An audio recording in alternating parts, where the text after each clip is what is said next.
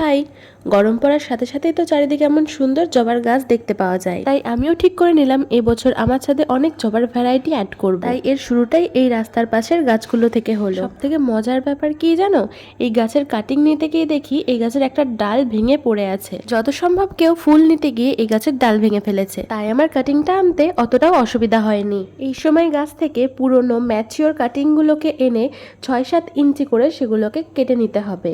জবার কাটিং লাগানোর বেস্ট সময় হচ্ছে বর্ষাকাল।